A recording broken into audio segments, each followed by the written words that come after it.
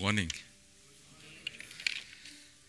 Well, saudara, saya naik ke sini pakai masker dan sampai di sini baru ganti face shield. Saya percaya waktu selama ini saya observasi saudara selama musim pandemi ini dan saya dengar belakangan ini mulai melonjak lagi jumlahnya. Saya memperhatikan bahwa ada 4 macam orang. Ini bukan khotbah saya, saudara, ini introduction. Ada 4 macam orang. Orang yang pertama adalah orang yang reckless. Apa itu reckless? Orang yang sembrono. Wah, nggak usah pakai masker, ngapain? Nggak perlu cuci tangan. Oh, pokoknya itu nggak bener lah, nggak bener, saudara. Itu satu macam orang yang pertama tuh begitu. Yang orang yang kedua, grup yang kedua. Yang pertama apa, saudara? Yang sembrono, reckless ya. Yang kedua itu orang yang nggak berpengetahuan, jadi nggak punya pengetahuan kalau sakit gimana, kalau yang ini sesak napas bagaimana, vitamin apa yang perlu diminum, nggak berpengetahuan dan nggak mau cari tahu, saudara. Orang yang ketiga, grup yang ketiga adalah orang yang takut. Jadi kalau yang pertama itu yang sembrono, yang nggak takut, yang nekat. Yang ketiga itu yang takut mau ngapa-ngapain, takut. Saya ajak supaya kita semua menjadi kelompok orang yang keempat. Apa kelompok orang yang keempat? Jangan takut, tapi jangan sembrono, jangan nekat. Kita perlu pengetahuan. Amin, saudara. Jadi kita tetap sehat. Amin. Merry Christmas and Happy New Year. Karena nggak rasa, saudara, minggu ini berapa hari lagi kita sudah New Year ya. Puji Tuhan, puji Tuhan. Hari ini saya akan ajak saudara untuk membuka firman Tuhan. Anda bisa ikuti di dalam ayat-ayat yang akan saya bacakan. Saudara, tema kita tahun ini apa? Advance. Tahun depan, minggu depan, saya akan canangkan tema untuk tahun 2021 yang saya percaya akan melengkapi kita semua dan membangun kita semua lebih-lebih lagi. Dan apa yang seperti saya sudah katakan minggu yang lalu saya menyampaikan firman Tuhan yang judulnya apa, saudara? Judulnya adalah Christmas Present, God's Presence. Tapi sebelumnya saya akan bacakan firman Tuhan. Saya akan bacakan firman Tuhan dari Yesaya pasal yang ke-9 ayat yang ke-5. Di Indonesian Translation dikatakan demikian. Sebab seorang anak telah lahir untuk kita. Seorang putra telah diberikan untuk kita. Lambang pemerintahan ada di atas bahunya. Dan namanya disebutkan orang penasehat ajaib. Minggu lalu sudah saya katakan sebetulnya bukan penasehat ajaib, saudara. Dia adalah ajaib. Dan dia adalah penasehat. Ya, jadi dia adalah penasehat, ajaib, Allah yang perkasa, Bapa yang kekal, Raja damai. Saya bacakan dalam The Passion Translation, dikatakan demikian, a child has been born for us. A child has been born for us. A son has been given to us. Bedanya apa? A child has been born, dilahirkan, tapi seorang putra diberikan.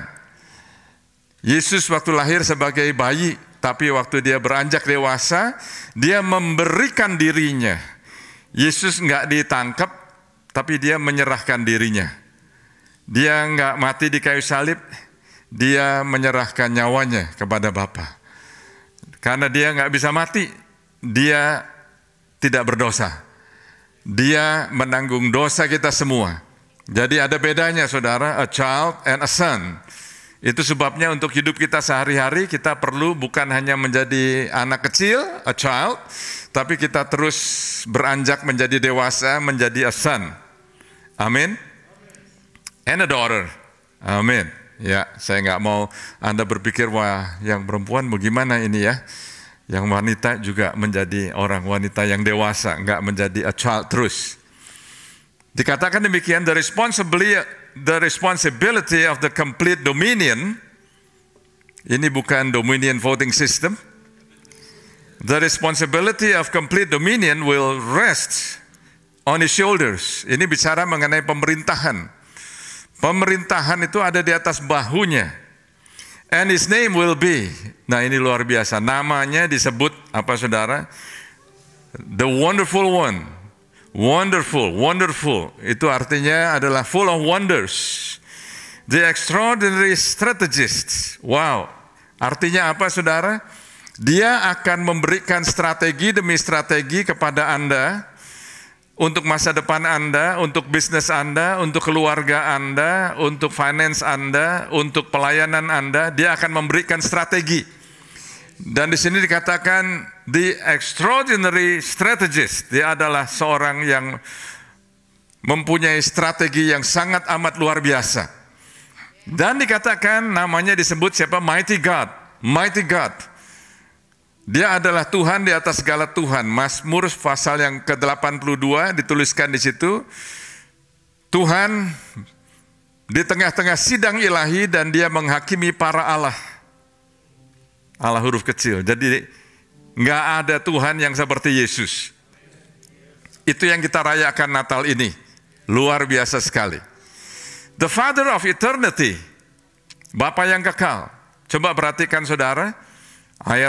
Kalimat sebelumnya, a child, lalu dikatakan a son, tapi bukan hanya a child and a son, dia adalah father, the father of eternity.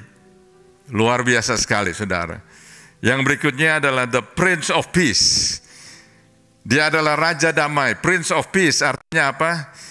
Jesus is peace personified.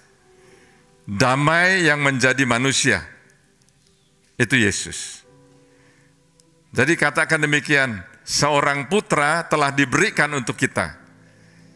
Ternyata di dalam bahasa Inggrisnya dikatakan, a son has been given to us. A son has been given to us.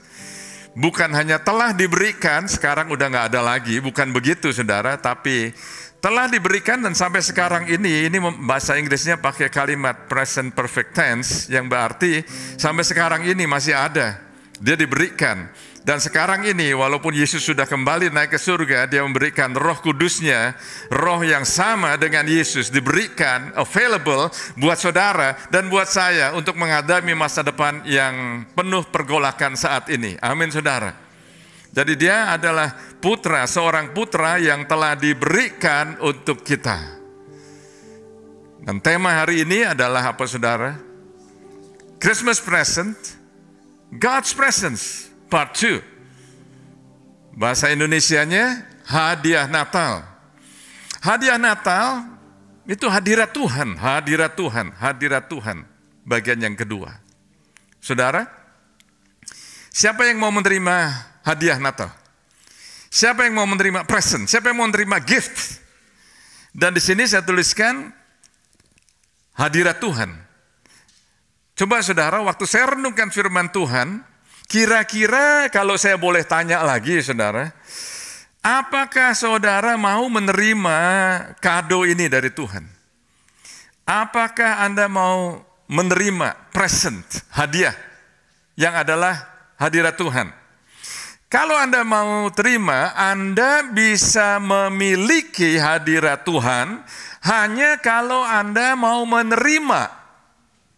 Saya bisa kasih Anda kado, tapi kalau Anda nggak mau terima, Anda nggak bisa memiliki. Apakah Anda mau memiliki? Mau hadiah dari Tuhan ini? Mau apa enggak gift ini? Present ini mau apa enggak? Mau apa enggak betul-betul hadirat Tuhan?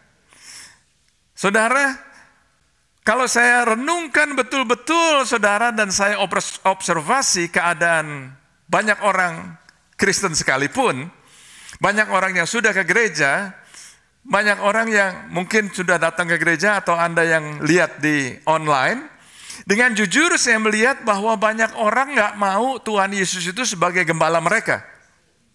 Nggak mau.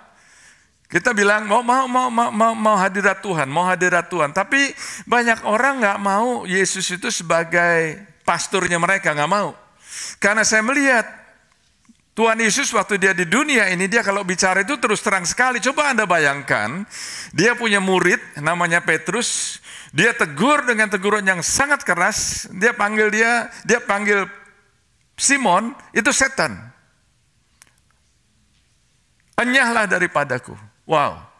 Dan kalau Anda lihat di dalam Matius pasal yang ke-15 ayat yang ke-16, itu Yesus bicara juga kepada Petrus. Dia bilang begini, kenapa kamu ini kamu kok nggak ngerti ya? Itu di dalam bahasa Inggrisnya begini saudara, kenapa kamu dull? Kenapa kamu has no understanding? Kenapa kamu ignorant? Enak nggak kalau diomongin gitu? Halo? Diam aja ya. Masih mau hadirat Tuhan? Ini satu pertanyaan yang menurut saya pesan Natal yang perlu kita renungkan, bukan hanya sekedar perayaan, tapi adalah pesan Natal di mana Tuhan peduli sekali dan Dia rindu untuk supaya kita mengalami hadirat Tuhan. Saya melihat bahwa kalau Anda bersama-sama di dalam hadirat Tuhan, maka Anda akan mengalami transformasi. Saya melihat bahwa sebelum Yesus disalib, Petrus itu enggak mau dikenal sebagai salah satu dari muridnya. Anda renungkan firman ini. Coba bayangkan saudara. Waktu Yesus lagi mau disalib, dia lagi dianiaya, dipukulin, diludahin, macam-macam. Petrus ikut dari jauh, lalu ada orang yang tanya sama dia, kamu salah satu dari mereka? Oh no, aku nggak kenal dia. Bagaimana dengan kita saat ini? Kita bilang kita mau hadirat Tuhan, tapi kalau Anda di luar, bagaimana? Kalau Anda dibilang, oh kamu salah satu orang yang ke gereja City Blessing ya? Oh enggak kok. Pernah dulu, itu baru nyebut gereja. Gimana kalau ada orang yang bilang, kamu nih pengikut Kristus ya? Oh enggak kok, enggak. Saya enggak begitu fanatik. Petrus seperti itu sebelum dia disalib. Orang mengenali dia sebagai pengikut Kristus, dia enggak mau. Anda mau enggak? Anda mau terima apa enggak hadirat Tuhan? Anda mau enggak? Siapa yang pernah apply kerjaan lalu Anda perlu ada reference atau perlu surat rekomendasi, ya? Kira-kira mau nggak kalau Anda dapat rekomendasi dari Yesus? Apakah akan menjadi aset atau menjadi liability kalau Anda apply pekerjaan? Sekarang ini, in real life, pikir baik-baik. Mungkin ada orang yang nggak mau terima Anda karena Anda dikenal sebagai orang yang terlalu serius sama Tuhan. Ini terjadi di masyarakat biasa, all the way sampai ke politik sekalipun. Waktu Judge Amy Coney Barrett di interview, salah satu senator dia bilang, oh kamu ini terlalu banyak dogmanya. Dogmanya terlalu banyak kamu ini. Bayangkan saudara, Anda masih mau terima Tuhan Yesus? Bukan hanya kita nyanyikan Yesus Juru Selamat, siapa yang nggak mau selamat? Kita semua mau selamat kalau kita orang yang normal. Tapi kalau Yesus sebagai Tuhan, belum tentu loh. Belum tentu Anda mau mengizinkan Yesus sebagai Tuhan dalam hidup Anda. Apakah Anda ada rasa lapar di dalam jiwa Anda hari ini untuk mengetahui di manakah Tuhan berada? Ini sekarang ini dunia lagi goncang, Amerika goncang, ekonomi goncang. Di mana Tuhan? Di mana Tuhan di tengah-tengah kejadian di Amerika saat ini? Di mana sih Tuhan di dalam keadaan pergolakan sosial saat ini? Di manakah Tuhan saat ini di tengah-tengah pergolakan politik di Amerika saat ini dan di dunia? Di manakah Tuhan saat ini di dalam mengatasi orang-orang yang lagi bingung, yang takut menghadapi pandemi yang nggak tahu berakhirnya sampai kapan, bahkan dengar-dengar sekarang ini melonjak lagi di Eropa itu bukan lagi lockdown, tapi shutdown. Di manakah Tuhan? Di manakah Tuhan pada saat ada kebingungan ekonomi? Di manakah Tuhan saat masyarakat ini kehilangan jalan, kehilangan arah, kehilangan moral, kehilangan integritas? Di mana? Anda ada kelaparan akan Tuhan apa enggak? Atau doanya hanya sekedar minta keperluan sehari-hari aja, tapi tidak mau hadirat Tuhan. Yang didoakan hanya Tuhan, saya minta status saya minta tolong Tuhan berkati kerjaan saya, supaya saya dapat promosi, supaya dapat kesehatan, supaya saudara saya sembuh, supaya anak saya sembuh, supaya saya bisa dapat green card, supaya pokoknya asal saya dapat anak lah, saya udah lama nih mau anak nggak dapat anak, pokoknya saudara. Tapi orang-orang yang demikian ada yang berdoanya tanpa sadar kalau sudah dijawab hadirat Tuhan ada atau enggak ya terserah lah. Bahkan saya melihat ada orang-orang yang justru waktu doanya dijawab Tuhannya ditinggal. Justru pada saat punya anak, repot sama anak, Tuhannya ditinggal. Beda dengan Musa, nanti akan kita lihat. Maukah Anda mengalami hadirat Tuhan? Saya belajar bahwa ada kekuatan di dalam hadirat Tuhan. Ada kekuatan kalau Anda dekat sama Tuhan. Ada kekuatan waktu Anda dekat dengan Tuhan, maka Anda akan mengalami transformasi. Waktu Anda berjalan dekat dengan Tuhan, maka akan terrefleksi di dalam karakter Anda. Waktu Anda berjalan dengan Tuhan, bukan hanya duduk, karena ada orang yang duduk berdoa, baca firman, time alone with God, tapi waktu bangun dan berjalan, jalannya miring, jalannya nggak beres, ngomongnya ngaco, karakternya ngaco, saudara, pikirannya ngaco, perbuatannya ngaco. Are you with me? Still with me? Alright. Jadi kalau Anda bersama-sama, berjalan bersama dengan hadirat Tuhan, maka akan terrefleksi bagaimana Anda mengasihi orang, bagaimana Anda mendengarkan orang, bagaimana Anda bicara, suaranya Anda juga lain, bagaimana Anda melayani orang, maka Anda pasti akan berubah. Dan kalau Anda dekat dengan Tuhan, Anda mengalami hadirat Tuhan, maka Anda nggak perlu ngomong sama orang lain, saya ini dekat sama Tuhan loh. Anda nggak perlu ngomong begitu, orang bisa tahu. Dia itu orang yang dekat sama Tuhan. Are you with me? Kalau minggu lalu saya katakan di dalam khotbah, hadirat Tuhan walaupun Anda mengalami badai, yang saya sampaikan saat ini, hari ini adalah hadirat Tuhan di dalam hidup kita sehari-hari. Ada badai atau enggak ada badai? Ingat saudara, Anda berbuat baik pun Anda mengalami badai. Anda enggak berbuat baik, Anda juga mengalami badai. Anda nggak ngapa-ngapain pun, itu udah badai sendiri, saudara. Ada yang nggak nangkep? Saya melihat bahwa waktu Musa turun dari gunung, dia berdoa, dia bersekutu sama Tuhan. Begitu dia balik, begitu dia turun dari gunung, dia nggak perlu cerita apa-apa, orang Israel itu pada ngeliat.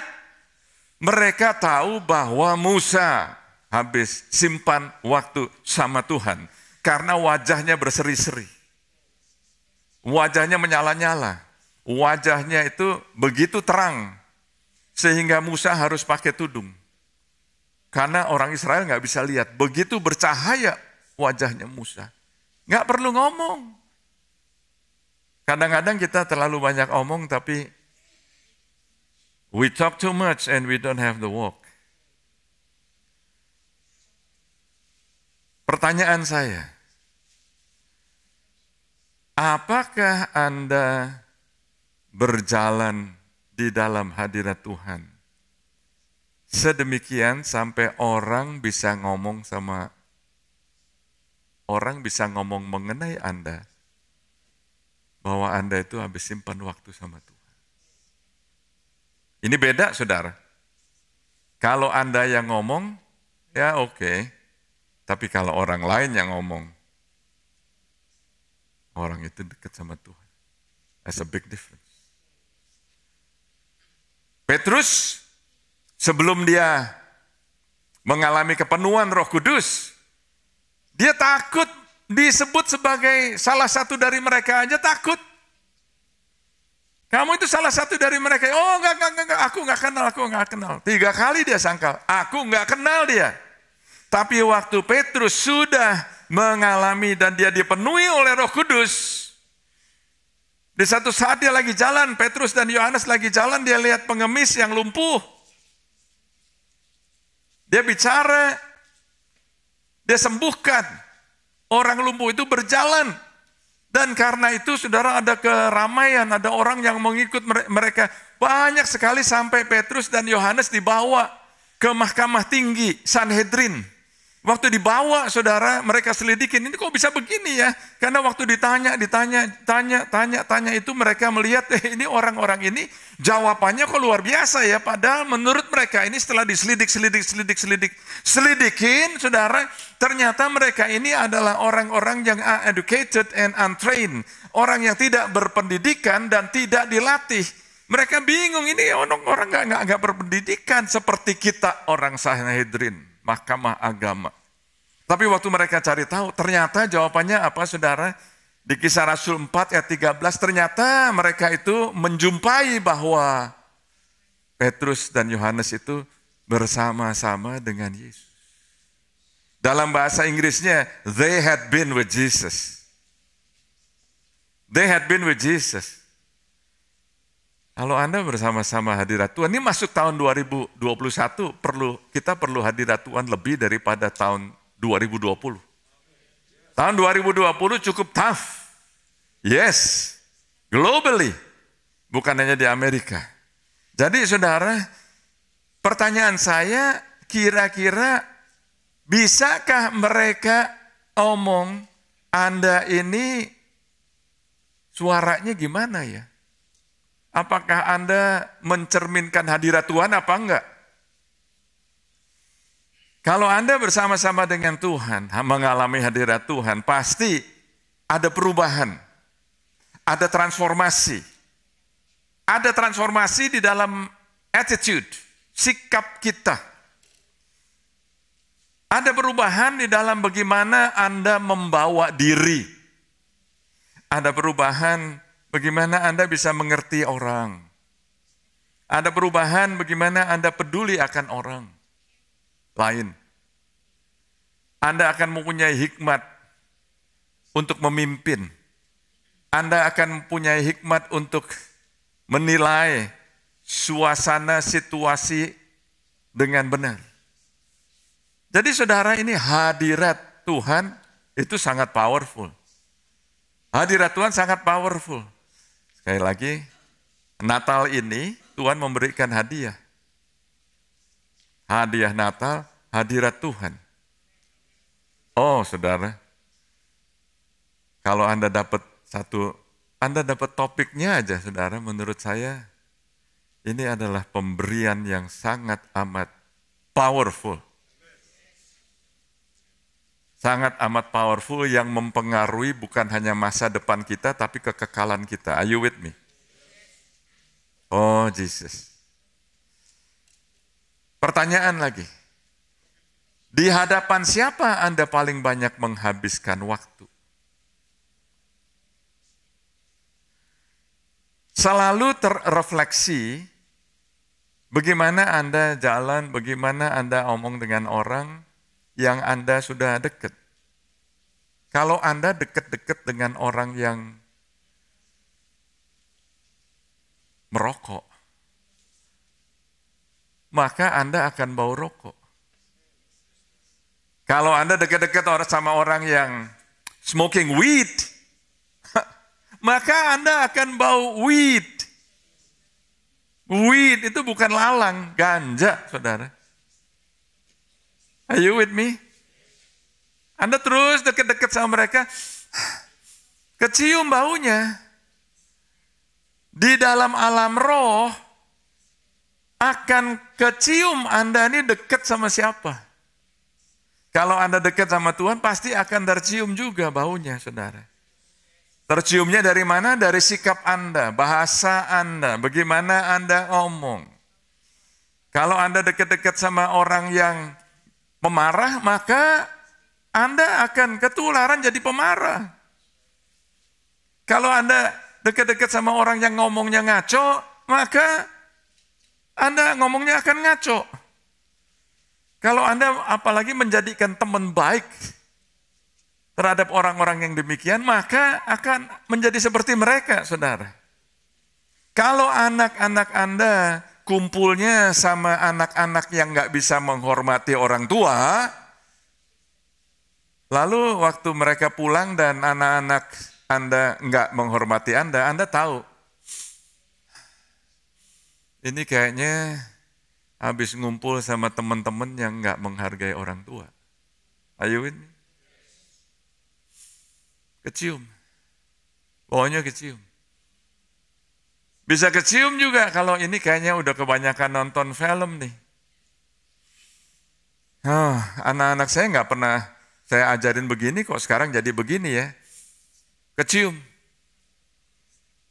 Ada anak-anak yang tiba-tiba kalau Anda ngomong dan kasih teguran, lalu mereka roll their eyes. Tahu roll their eyes? Kira-kira ya belajar dari teman atau kebanyakan nonton movie. Atau kalau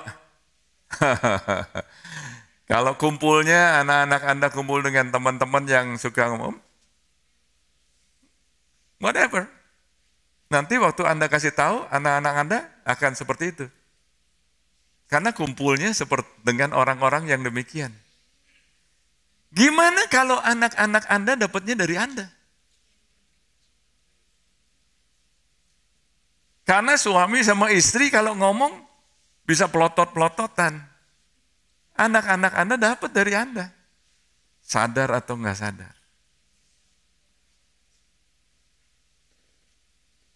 Nah, kamu jangan ngomongnya jangan ngaco ya. Jangan ngomong kotor gitu ya. Tapi mama kasing.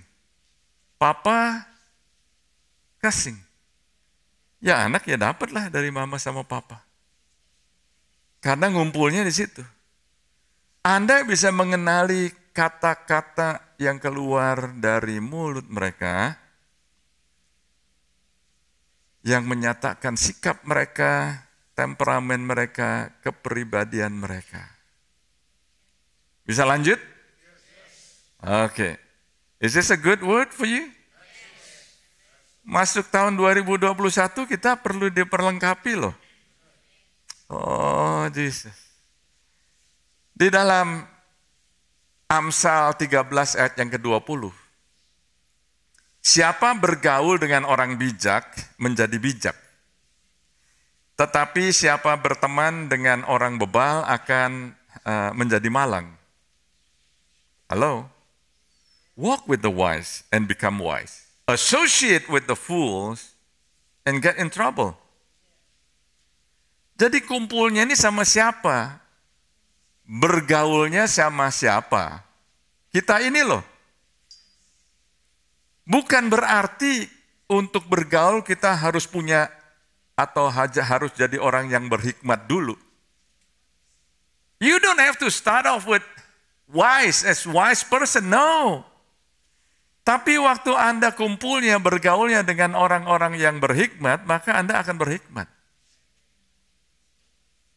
Kalau Anda kumpulnya dengan 9 orang yang berhikmat, sering kumpul, kemungkinan besar Anda bisa jadi nomor 10. Kalau Anda kumpulnya dengan orang-orang yang pinter, 9 orang, kemungkinan Anda akan menjadi nomor 10. Kalau Anda kumpulnya dengan orang yang ignorant, nggak berpengetahuan, nggak mau belajar, stubborn, diajarin kopeh. Itu bahasa Ibrani. Stubborn. 9 orang seperti itu, kemungkinan Anda nomor 10. Kalau Anda kumpulnya dengan orang-orang yang nakal, badung, pinternya, cheating, nipu, kreatif sekali, untuk berbuat yang enggak-enggak, Anda akan menjadi orang yang nomor ke-10. Bukan berarti kita ini harus berhikmat dulu, jadi cari orang yang berhikmat. No, enggak, saudara. Saya ini sangat diberkati karena Tuhan kirimkan orang-orang yang, wow, yang lebih profetik daripada saya, lebih rohani, lebih banyak berdoa, lebih beriman, lebih wawasannya luas. Saya kumpul, dan herannya tuh saya diundang lagi.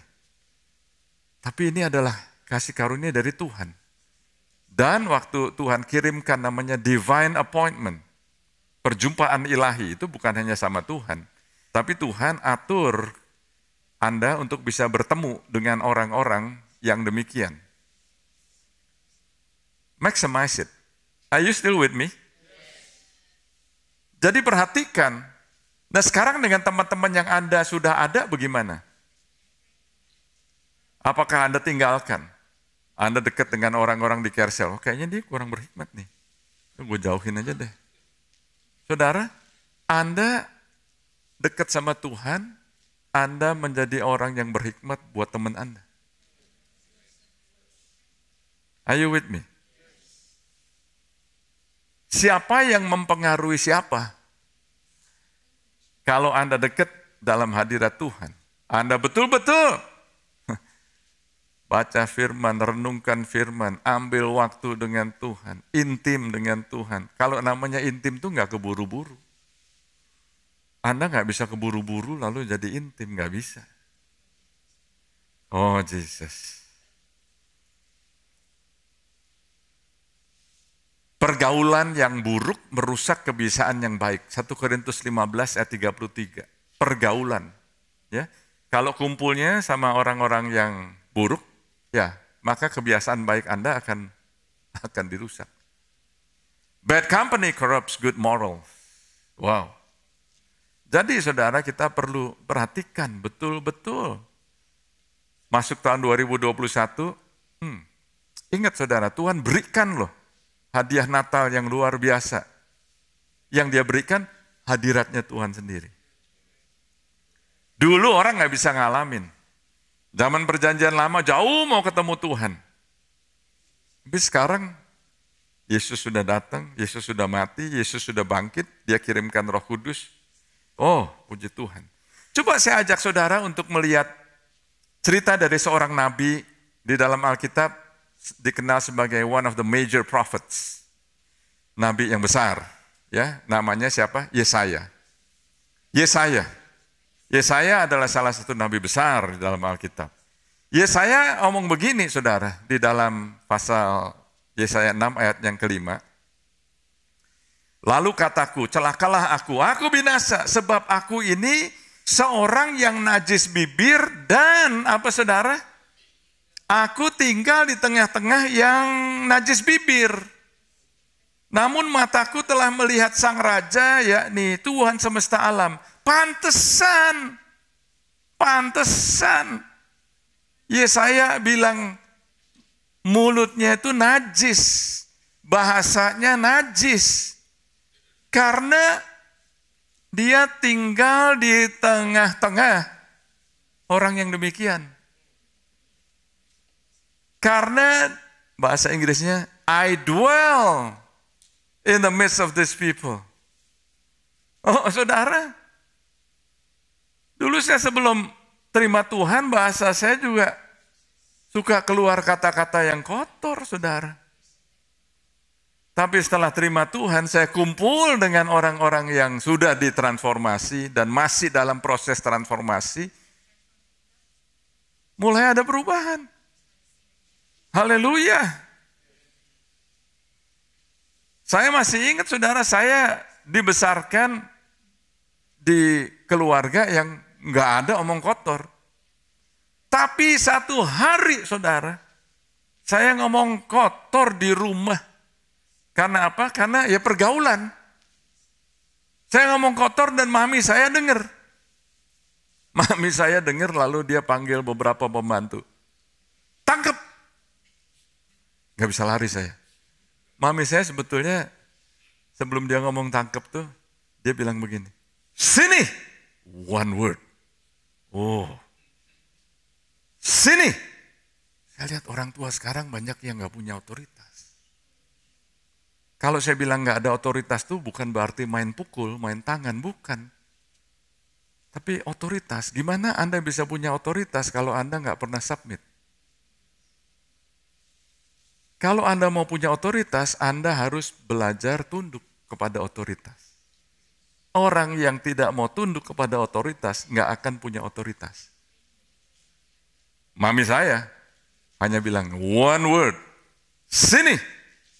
Nggak peduli, saya bisa lari cepet, nggak peduli kungfu lah, kung pao lah, apalah.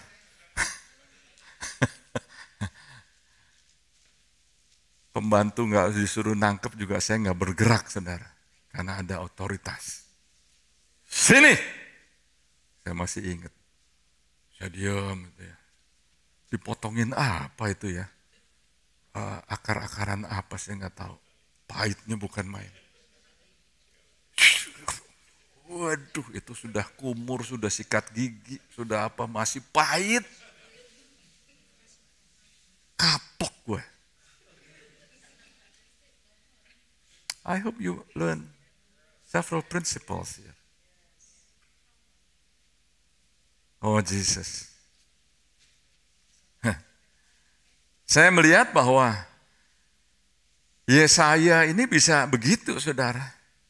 Karena kumpul dengan orang-orang yang najis bibir, yang bahasanya cabul, kotor, nggak sopan, macam-macam, saudara. Itu menyebabkan kita bisa menjadi nggak peka lagi. Nggak peka. Tadinya peka. Halo? Lama-lama nggak peka lagi. Lama-lama ke bawah. Nah sekarang bukankah begitu, saudara?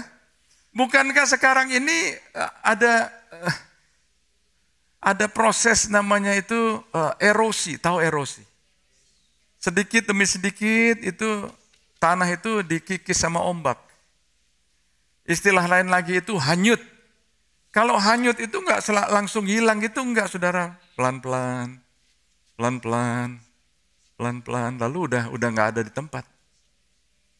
Erosion or drift away or desensitize. You become a desensitized person.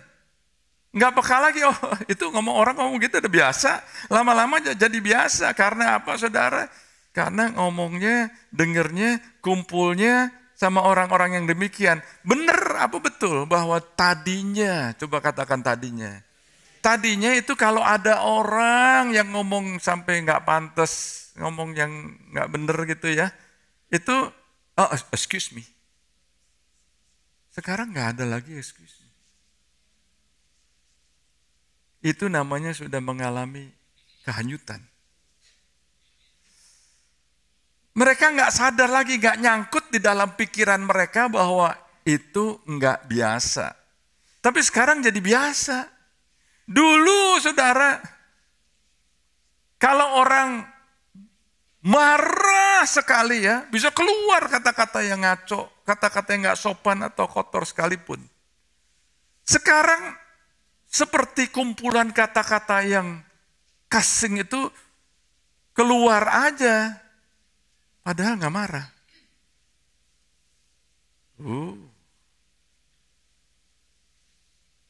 Say hi aja bisa kata-kata kotor. Are you with me? Dan karena sudah kurang peka, desensitized, sudah hanyut, ada orang tua yang ngomongnya di depan anak-anak mereka.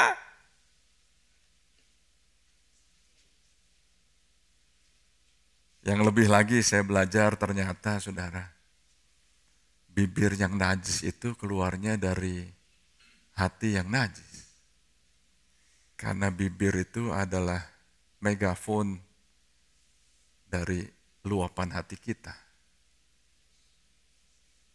Out of the abundance of your heart, the mouth speaks. Jesus. Dengan apa yang terjadi di dunia saat ini, kita penting sekali untuk mendekat kepada Tuhan. Mendekat kepada Tuhan. Mendekat kepada Tuhan. Mendekat kepada Tuhan itu maksudnya simpan waktu dengan Tuhan, time alone with God, saya mau tambahin. Spend quality time alone with God. Bukan hanya time alone with God. Karena ada orang-orang yang time alone with God, pokoknya, oke, saya nih, pokoknya asal saya udah baca 1-2 ayat, 5 ayat, 1 pasal, oke lah, pokoknya saya baca, udahlah. Itu nggak ada quality-nya. Nggak ada mutunya. Kalau Anda menyimpan waktu yang berkualitas, maka akan menciptakan perubahan yang berkualitas. Quality time nggak bisa terburu-buru. Saya melihat bahwa Yudas simpan waktu loh sama Yesus. Yudas simpan waktu sama Yesus. Bermutu? Enggak. Kritik terus. Waktu murid-muridnya ikut sama Yesus, Yesus sering kali, bukan sekali 2 kali, sering kali memberikan perintah yang membuat murid-muridnya itu deg-degan. Kalau saya ikut dengan mereka pada saat itu, kira-kira juga saya akan deg-degan. Yudas tuh sering kritik. Kalau Petrus paling enggak dia nanya, gampang nanya, gampang kasih komentar. Tapi kalau Yudas, ini ngapain ini pemborosan ini? Seorang wanita urapi kaki Yesus pakai minyak wangi yang mahal sekali. Oh, ini pemborosan. Ngomongnya nggak sama Yesus, ngomongnya sama orang lain lagi. Kalau Petrus langsung ceplos-ceplos, langsung ke Yesus. Di sini juga ada orang-orang yang ceplos-ceplos ke orang lain. Nggak ngomong sama Tuhan. Dengan kata lain, Yudas itu simpan waktu sama Yesus, tapi dia nggak berubah.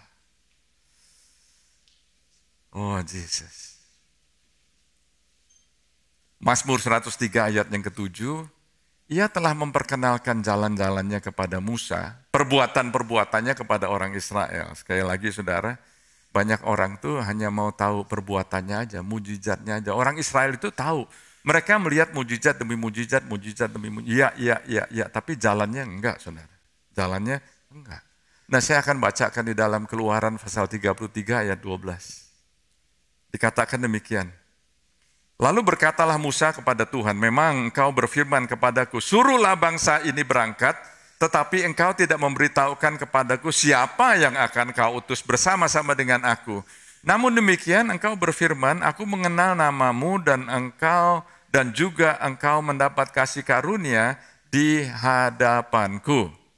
Ayat yang ke-13, maka sekarang jika aku kiranya mendapat kasih karunia di hadapanmu, beritahukanlah kiranya, apa saudara?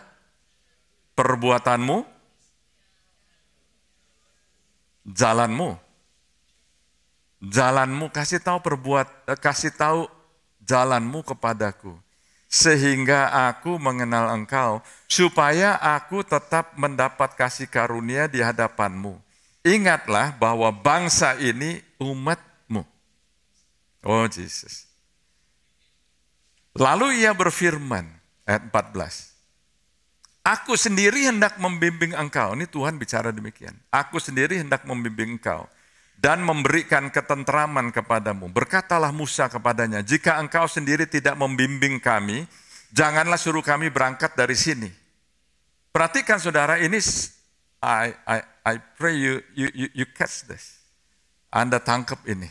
Bahasa Inggrisnya demikian. The Lord replied, my presence will go with you and I will give you rest. Then Moses said to him, if your presence doesn't go with us, do not send us up from here. Anda perlu tahu konteks ini yang Tuhan membawa orang Israel ke tanah perjanjian. Banyak orang pokoknya maulah tanah perjanjian. Karena bilangnya apa? Penuh dengan susu dan madu, berkelimpahan, mau. Tapi kalau Musa lain. Tuhan, aku mau your presence. Kalau engkau nggak bersama-sama dengan aku, jangan bawa kami ke sana lah. Tapi kebanyakan kita, pokoknya kita kelimpahan dulu lah. Hadirat Tuhan ya nantilah. Kadang-kadang lupa ngomong thank you lagi sama Tuhan. Masuk tahun 2021, kita perlu mengalami dan berjalan bersama dengan Tuhan. Jalan sama Tuhan. Jalan sama Tuhan.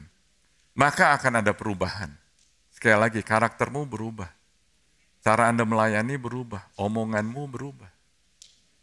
Mau berubah dari luar nggak bisa tahan lama.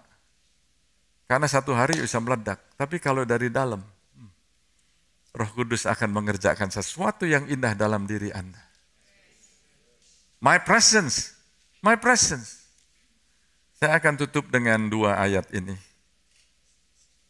Mungkin 4 ayat dari Matius 2 ayat 22-23. Ayat-ayat yang biasanya dibacakan waktu Natal juga. Tapi coba izinkan Roh Kudus bicara.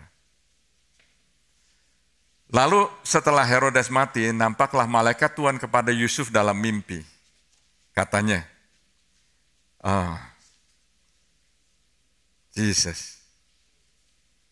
Nampaklah malaikat Tuhan kepada Yusuf dalam mimpi di Mesir, katanya. Bangunlah, ambillah anak itu serta ibunya dan berangkatlah ke tanah Israel, karena mereka yang hendak membunuh anak itu sudah mati. Lalu Yusuf pun bangunlah, diambilnya anak itu beserta ibunya dan pergi ke tanah, kemana saudara? Ke Israel. Kenapa saudara? Karena tadinya mereka sudah di Israel, tapi karena Herodes membuat perintah. Herodes membuat perintah semua anak laki-laki yang di bawah umur 2 tahun ke bawah, semuanya harus dibunuh. Sebelum itu terjadi, saudara, malaikat Tuhan bicara, kamu ngungsi ke Mesir. Nah di Mesir ini malaikat Tuhan bicara lagi kepada Yusuf. Bawa kembali ke Israel. Ayat yang ke-22. Tetapi setelah didengarnya bahwa Arkelaus menjadi raja di Yudea menggantikan Herodes, ayahnya, ia takut ke sana karena dinasehati dalam mimpi lagi, saudara. Pergilah Yusuf ke daerah Galilea, setibanya di sana, ia pun tinggal di sebuah kota yang bernama Nazaret. Hal itu terjadi supaya genaplah firman yang disampaikan oleh nabi-nabi bahwa ia akan disebut orang Nazaret. Perhatikan saudara, kalau kita berdoa, kita maunya supaya persoalannya langsung selesai. Bahkan dalam konteks ini, saya bisa bayangkan, nggak heran kalau ada orang yang berharap musuh-musuhnya mati aja deh. Saudara, di dalam perjalanan hidup kita ini, ada kalanya Tuhan membebaskan Anda dari api. Tapi ada kalanya Tuhan menjadikan Anda menjadi fireproof.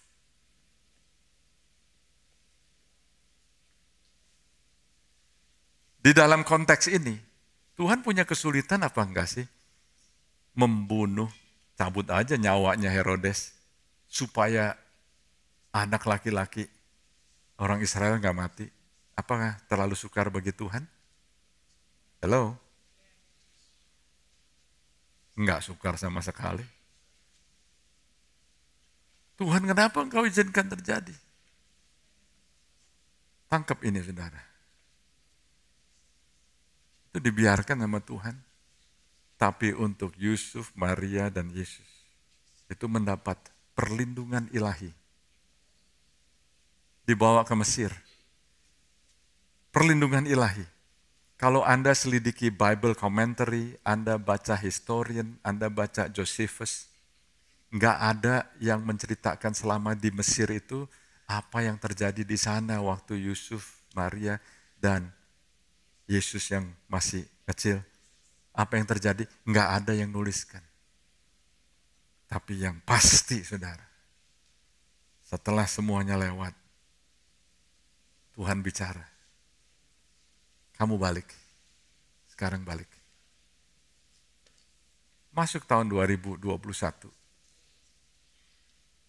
Nggak ada yang tahu apa yang akan terjadi. Jadi jangan buru-buru kecewa kalau apa yang Anda harapkan, apa yang Anda doakan, itu nggak terjadi seperti yang Anda inginkan.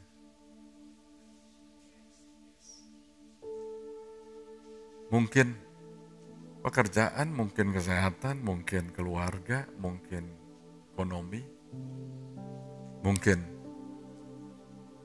sosial, mungkin politik. Yang saya tahu, Tuhan melindungi umatnya di dalam hadirat Tuhan. Hadiah Natal, hadirat Tuhan. Mari kita bangkit berdiri. Thank you Lord. Terima kasih Tuhan, saat ini hamba-Mu berdoa. Tuhan, biar kami semua mengalami, bukan hanya tahu mendengar khotbah, tapi saya mengajak semua saudara saat ini, semua Bapak Ibu Saudara sekalian, semua Anda yang melihat dari online, bayangkan saudara, Yesus datang ke dunia ini menjadi sama seperti kita. Dia memahami, dia tahu apa yang Anda alami, apa yang Anda rasakan, apa yang Anda gumuli. Tapi dia berkata, my presence is with you. Dia memberikan kasih karunia kepada kita semua. Dia memberikan kado, dia memberikan hadiah. He gave us present. Anda hanya bisa memiliki kalau Anda terima. Tapi ada kalanya orang ada yang takut mau terima. Aduh, kalau saya terima nanti gimana ya? Teman saya ngomong gimana? Nanti keluarga saya ngomong bagaimana? Nanti di kerjaan saya bagaimana? Gimana kalau saya selama ini udah ngomongnya casing terus, tiba-tiba saya mau casing kok nggak bisa lagi? Nanti teman saya tanya gimana? Are you one of them? Mau gimana ya? Saudara jangan takut, saudara. Justru Anda dipenuhi oleh Roh Kudus supaya Anda bisa menjadi terang bagi mereka. Supaya Anda menjadi peka akan suara Tuhan. Supaya Anda bisa mengalami hadirat Tuhan bukan hanya hari Minggu. Tapi waktu di kerjaan, waktu di rumah, waktu berbisnis. His name shall be called the extraordinary strategist. Dia memberikan strategi demi strategi demi strategi kepada Anda semua. Sekali lagi saudara, saya nggak tahu Anda, kadang-kadang dengan masker saya nggak bisa ngenalin Anda dari jauh. Tapi kalau Anda datang di sini dan belum menerima kado ini, Anda mau terima, angkat tangan saudara tinggi-tinggi. Anda mau terima, belum pernah terima Tuhan, mau terima Tuhan. Oke, praise the Lord. Yang sudah terima Tuhan Yesus nggak perlu angkat tangan. Saya mau doakan Anda. Yang Anda mau terima Tuhan Yesus, mau terima, Anda yang di rumah, Anda bisa teks nomor yang tertera di screen, teks, maka akan ada yang menghubungi Anda. Saya mau yakin bahwa semua Anda sudah menerima. Dalam perjalanan ini saya nggak tahu apakah Anda lagi ngalamin badai, tantangan sehingga Anda sempat kecewa sama orang atau kecewa sama Tuhan. Hari ini biar ada pemulihan. Anda dipulihkan karena kasih Tuhan yang ajaib. Terima kasih ya Bapa. God, I pray. Di dalam nama Yesus saat ini, Tuhan Engkau memberikan kado yang terbaik, Engkau memberikan hadiah yang terbaik. Tuhan, bukan hanya sekedar berkat jasmani, bukan hanya sekedar status, bukan hanya sekedar berkat-berkat jasmani, tapi Engkau memberikan Engkau sendiri. Itu sebabnya hadiah yang terbaik yang kita bisa berikan kepada Tuhan Yesus adalah hati kita, diri kita. Bless your people, oh God. Berkati, berkati. Berkati setiap umat-Mu saat ini di dalam nama Tuhan Yesus. Kami semua berdoa. Haleluya. Amin. Amin. God bless you.